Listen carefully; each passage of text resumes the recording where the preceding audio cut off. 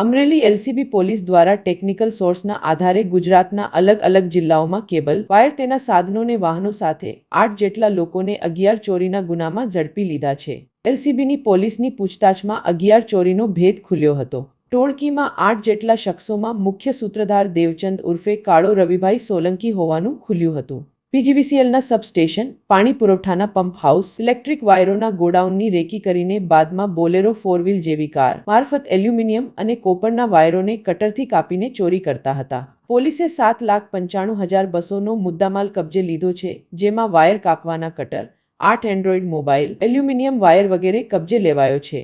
પકડાયેલા શખ્સો બાદ અમરેલી, લાઠી, બાબરા, ધારી, ખાંભા અને ઉના પોલીસ સ્ટેશન વિસ્તારમાં નોંધાયેલા ગુનાનો ભેદ ઉકેલવામાં સફળતા મળી છે.